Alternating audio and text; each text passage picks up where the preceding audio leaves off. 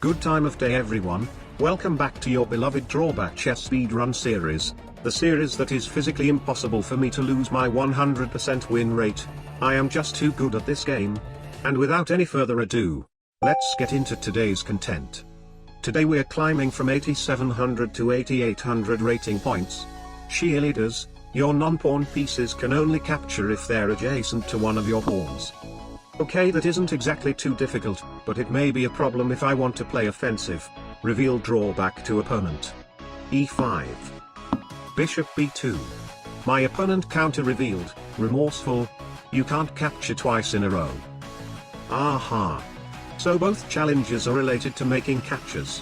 Therefore, even though I was planning to play defensively to comply with my drawback, now I just have to play aggressively to avoid being called a coward playing against a guy who has already counter-revealed. Bishop takes b4 then. Bishop takes e5. Bishop takes d2 is checkmate in one, but sadly this bishop isn't next to any pawns. Queen f6 instead. Preparing the queen for a sudden checkmate if my opponent makes a careless capture. Knight f3. Queen g6. c3. Bishop back. Does he dare to take this though? He does.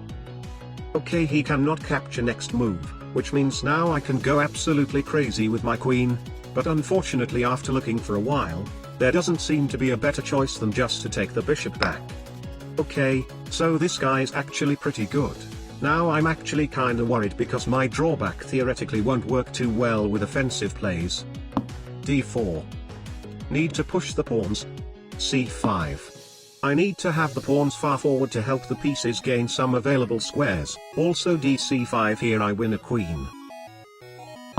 Of course it doesn't happen. Knight f6. Okay, now both sides won't be capturing for a while. Bishop e2, castle castle. h5. Oh my god, what kind of low testosterone game is this? This guy doesn't dare to make a single capture. And on the other hand, I really want to capture everything, but it is physically impossible to do so. This game is going to move 50. Queen c2. Knight g4. h3. Aha. You know what? I'll say losing that knight is actually good. Knight c6. The most important thing is to get my pawns up as far as possible. My knight's sacrifice will help that pawn reach one rank further. And of course he doesn't take. Honestly can't blame him though. Queen h6. Giving way for the d-pawn. g3. d5. Threatening cd4, cd4, knight d4, and my knight on d4 is actually useful because it'll be next to my d-pawn. c4. Okay, if it is like this then I guess I should take this way. Bishop takes c4. Knight takes d4. My knight is still next to another pawn, it is actually useful. Queen e4. Bishop f5. Giving away the b-pawn, that pawn is too far away to help with attacking the king anyway. The only question is, does he dare to take it though? Queen takes b7. I'll take this knight. Not a check, my knight can't take his king without a pawn next to it. Capturing the king is already a separate challenge on its own in this drawback. He still moves his king. Well, all good then. Knight e5. I still can't find a way to get near his king though. The h-pawn is literally the only thing I have left. All the center pawns are dead. This game may actually go very wrong very quickly. Aha. Now he decides to take my knight. He is literally saying that this one single pawn won't be enough to hurt him. Let us see how that goes then. H takes g4. Finally, a pawn that crosses onto opponent's territory. Bishop b3. Aha. He's provoking queen h3 check, and then later he'll go queen h1, which actually traps my queen and forces a queen trade. Very sneaky. Knight c6 blocking his queen. Also bringing my knight back next to a pawn. Rook h1. Queen f6. e4. Okay, he's very down on time. Maybe I can start thinking about making confusing moves to burn down his clock.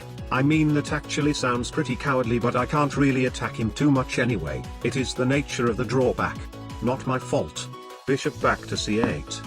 He takes my rook, I take his rook. I actually don't even know if it's good or not, but the point is it is very confusing. He avoided the confusion. Bishop e6. He takes my knight, I take his rook, same thing as before. e5. Aha. The low time blunders are coming, knight takes e4. He takes my bishop. I'll take with the queen. Need to keep the pawns near the king so he is always able to save himself. Knight e4. Knight f3. Knight g5. That blunders a horsey. He takes the c-pawn. Okay, sadly I can't find a way to punish that. There goes one more pawn. Knight h3.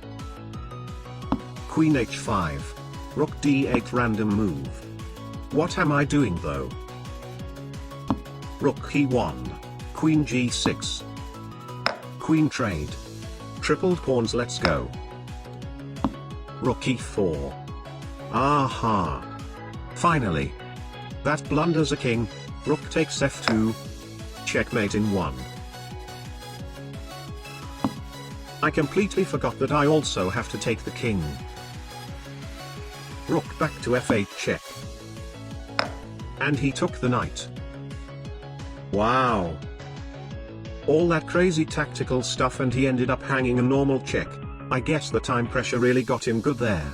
Rook takes the king. The game is a win. Normally I play 3 games, but this one game is already good enough for today's video. Drawback chess speedrun today. 100% win rate.